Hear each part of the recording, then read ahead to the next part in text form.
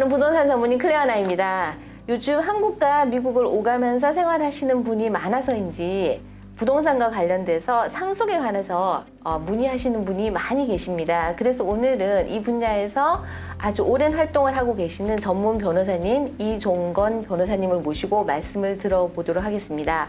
이 변호사님께서는 미국과 캘리포니아 양쪽 라이센스를 갖고 계시면서 아주 활발하게 이 분야에서 활동을 하고 계신데요. 변호사님 이렇게 바쁜 일정 가운데 오늘 시간 내주셔서 정말 감사합니다. 네, 감사합니다. 초대해 주셔서. 네, 제일 먼저 사람들이 이거를 굉장히 궁금해해요. 미국에 거주하면서 한국에 재산이 있는 경우 유언장을 어떻게 작성하나요? 한국을 가야 되나요? 아니면 이곳에서도 그게 가능한가요? 네, 미국에서도 유언장을 만들 수 있습니다. 네. 그래서 그 미국에 있는 그 우리 캘리포니아 같은 경우에 이제 그 어테스티드 윌이라고 증인 2명 앞에서 유언장을 만드는 그런 양식으로 해서 똑같이 만들면 됩니다. 한국에서는 원래 공정증서 유언이라고 해서 공증사무실에 가서 증인 2명을 대동해서 유언장을 만드는데 그런 방식으로 미국에서 만들면 됩니다. 증인 2명을 대동하고 유언장을 만들고 그래서 유언장에 누가 그 수증을 받는지 그다음에 유언 집행자는 누구로 하는지 그런 걸 명시하고 본인이 설명하고 증인 2명이 설명하고 그리고 또 공증까지 해야 됩니다. 공증인이 반드시 있어야 됩니다. 그래서 만들어 놓고 그 나중에 그것을 이제 등기소에 제출하기 전에는 아포스틸까지 꼭 해야 됩니다. 아포스틸까지. 실제로 이런 사례가 있었습니다. 그래서 저 조지아주에 계신 분인데 어머니가 암이 걸리셔가지고 막 급하게 돌아가시기 전에 유언장을 만들어야 되는데 한국에 연락했더니 한국에서 한국으로 나와서 만들어라 그렇게 한 거예요. 그래서 암에 걸리신 분이 한국 나갈 수가 없으니까 제가 급하게 미국에서 유언장을 만들어서 조지아주로 보내드렸고 그분들이 거기서 이제 그 증인 2명하고 해서 공증까지 해서 유언장을 만들어서 그 바로 얼마 뒤에 돌아가셨어요. 그러셨구나. 한국에는 재산이 거의 100억이 넘었는데 그 유언장대로 해서 등기를 할 수가 있었고 거기에 또 그 사실 한국 유류분이라는 제도가 있는데 유언장 유증 못 받은 사람이 그 이의를 제기할 수 있는 그런 제도가 있습니다. 한국은. 근데 그 조지아주법을 따라서 그 유류분을 배격하도록 미국 법을 따르도록 유언장을 써서 그래서 미리 배격하는 그런 그래서 그 다른 형제들이 한국에서 상속을 못 받고 유언장을 받은 그 딸이 미국에서 받은 그 딸이 전체를 다 가질 수 있도록 그렇게 제가 유언장을 만들어드린 사례가 있습니다. 그런 또 얘가 있었군요. 그래요, 변호사님. 그런데 캘리포니아 거주자들이 한국 내에 부동산이 있어요. 그러면은 이럴 경우에 이 상속세는 어느 법을 따르나요? 미국 법을 따르나요? 아니면 캘리포니아 법을 한국 법을 따르나요? 네, 상속세에 대해서는 그 한국 상속세법에 따라서 그 한국 내에 있는 재산에 대해서는 한국의 상속세를 내게 됩니다. 그러면 제가 시민권자로서 미국에 살고 있고 제 재산은 뭐 집이 뭐 한국에 있을 경우 모든 경제 활동을 미국에서 했고 그럼에도 불구하고 한국 정부에 상속세를 내야 되는 겁니까? 네, 됩니다. 원래는 상속세는 자 미국 시민권자나 영주권자 같은 경우에 미국 사망하시게 되면은 미국 거주자로 사망하시게 되면은 전 세계에 어느 재산이 어디에 있든지 간에 미국에 상속세를 내야 되고요. 미국에도 당연히 내야 되고. 그다음에 외국에 있는 재산에 대해서는 또 그 외국에다가도 상속세를 내야 됩니다. 그럼 이중과세지 않습니까? 네, 상속세는 이중과세를 할 수 있습니다. 네. 그렇군요. 네. 이중과세가 됩니다. 네. 다만 이제 한국 같은 경우는 외국에서 낸 세액을 공제받는 foreign tax credit이 있어서 미국에서 상속세 냈으니까 한국에서 안 내겠다. 그만큼 공제해달라 할 수는 있는데 미국에서는 아시다시피 1인당 지금 1,200만 불가량 상속세 공제를 받기 때문에 안 내기 때문에 사실은 미국의 상속세 거의 안 내죠. 안 내기 때문에 한국 재산에 대해서는 한국에만 상속세를 낼 가능성이 많이 있습니다. 그렇군요. 그럼 어쨌든 한국에 재산이 있다면 한국 정부에 반드시 상속세를 내야 되는군요. 그렇죠. 근데 상속세는 이제 한국 법을 당연히 따라야 되는 거고 한국 재산에 대해서는 상속에 관한 법은 또 좀 다릅니다. 그래요? 네. 그러면 예를 들어서 캘리포니아 거주자가 한국에 있는 재산에 대해서 남편이 사망하셨을 경우에 그 남편 재산 전체에 대해서 한국 국세 정원 상속세를 부과하려고 합니다. 그렇겠죠. 그러나 캘리포니아 같은 경우에는 그 50%만 남편 재산이고 50%는 부인 재산이기 때문에 그 50%에 대해서만 상속세를 부과하는 게 맞겠죠. 네네. 그래서 한국 국세청에 저희가 그러한 소송을 제기해서 네. 50%만 부과해야 되는데 전체를 부과했으니까 그 상속세 부과 처분을 취소하라. 네네. 그게 소송을 해서 저희가 승소한 사례가 있습니다. 아, 그렇군요. 네, 그래서 캘리포니아 거주자들이 한국에 재산이 있는데 한국에 상속세를 낼 때는 그런 점을 고려하셔가지고 상속세를 줄일 수 있는 방법이 있다.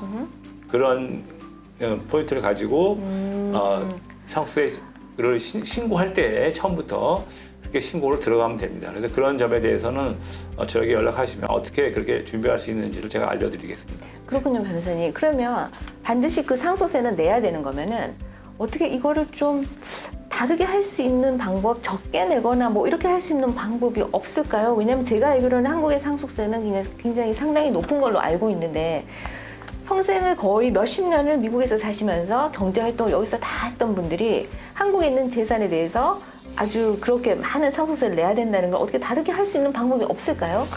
네, 아까 말씀드린 대로 그러니까 부부 재산제로 네. 해서 이제 50%를 줄이는 방법을 우리가 할 수는 있지만 네네.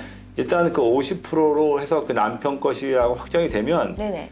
그 상속세를 그 다음에 줄일 수 있는 방법은 없습니다. 없고, 그렇군요. 네, 다만 이제 한 가지 더 말씀드리고 싶은 거는 이제 대부분이 부동산이 많아요. 네네. 근데 막상 상속세가 30억이 넘으면 50%가 됩니다.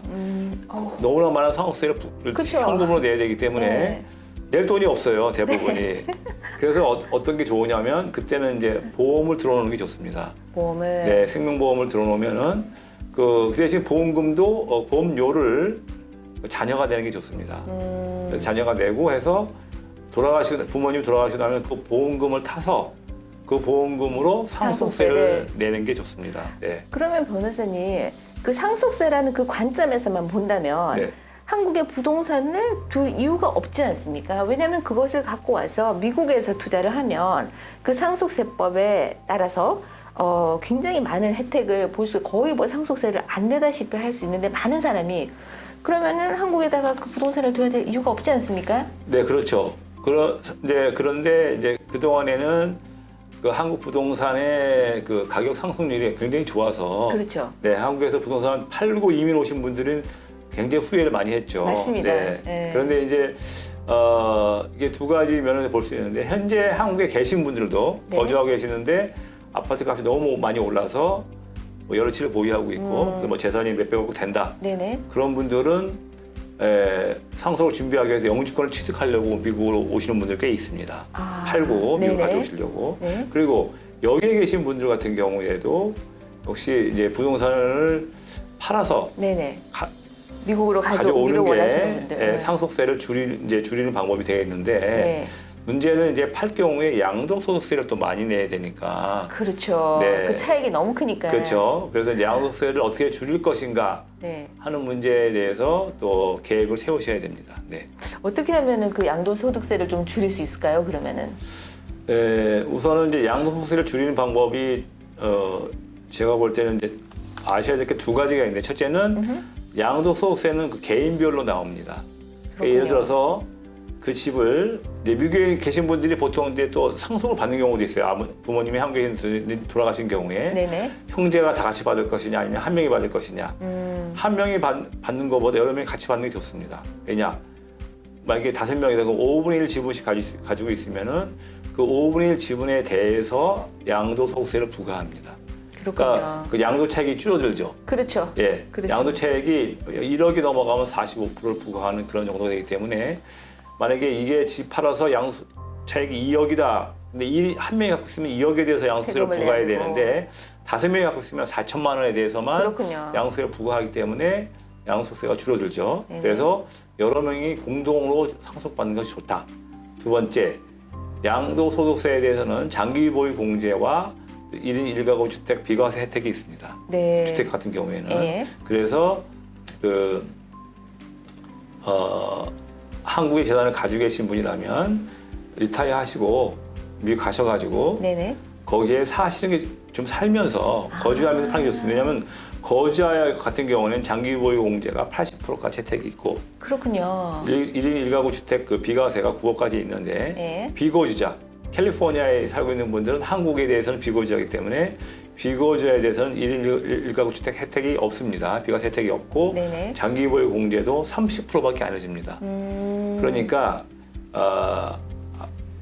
만약에 그 계속 미국에 사실 필요가 없으면 한국 가서 가지고 1년에 183일 이상만 거주하면 됩니다. 거주하시고 한 3년 이상 거주하시면은 장기 보유 공제 혜택도 받고 그다음에 1인 1가구 주택 혜택도 그 비과세 혜택도 받는데 다만 1인 1가구 주택 그 비과세 혜택을 받으려면 현재는 2년 이상 보유 및 거주를 해야 됩니다. 아, 그렇군요. 네, 그래서 그 집에 만약에 현재까지는 뭐 세를 놨지만 나중에는 돌아가셔가지고 거기서 직접 거주를 하시면서 네네. 네, 물론 이제 그 거소증 같은 것도 취득하시고 하셔가지고 거 사시면서 거기에 거주자로 혜택을 받으면 그 장기 보유 공제도 많이 받고 그렇군요. 그래서 양도소득세를 많이 줄일 수가 있습니다. 그렇군요. 그래서 종합적으로 만약에 세금을 줄이는 방안을 한 은퇴쯤에 대해서 만약에 플랜을 하신다면 그리고 한국에 재산이 있다면 은퇴를 하고 난 다음에 한국을 가셔서 몇 년 사시면서 거기 이제 거주자로 인정을 받고 그 다음에 그 재산을 처분해서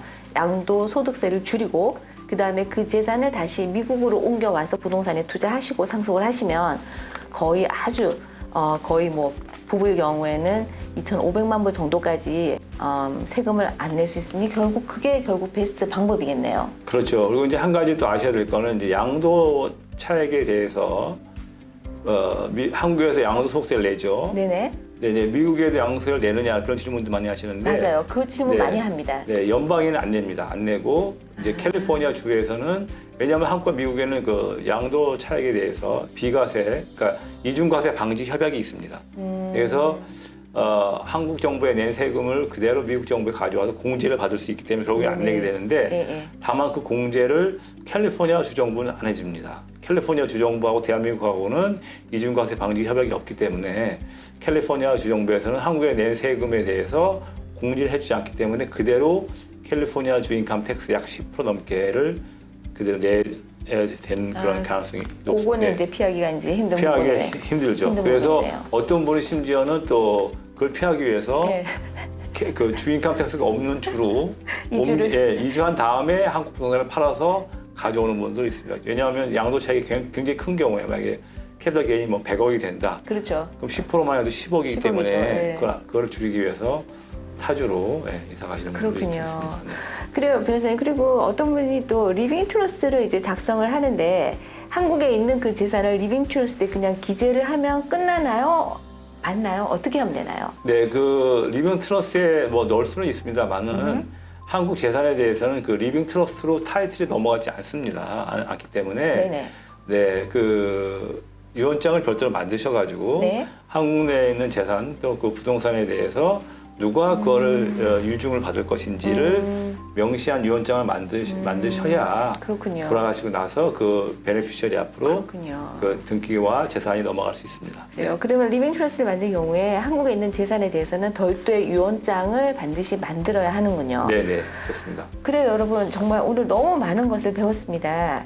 그리고 사실 이 두 나라가 그런 제도나 세법이 다 다르기 때문에 경우의 수가 너무나 많은 것 같아요. 그래서 반드시 전문가와 상담을 하시고 가장 중요한 것은 미리 플래닝을 하는 게 가장 중요한 것 같아요. 네, 그렇습니다. 미리 하면은 이렇게 많은 세제 혜택을 볼 수 있고 또 정말 이게 또 시간이 필요하기 때문에 미리 이렇게 플랜하는 것을 권해드립니다. 그래서 제가 제 영상 밑에 이 변호사님의 연락처를 둘 테니까 여러분 더 자세한 상담이 필요한 분은 연락을 드리면 되겠습니다. 오늘도 이 영상이 도움이 되셨다면 좋아요, 구독 눌러주시고요. 다음에 더 좋은 영상으로 찾아뵙도록 하겠습니다. 여러분 건강하시고요. 예, 안녕히 계세요. 감사합니다. 안녕히 계세요. 감사합니다.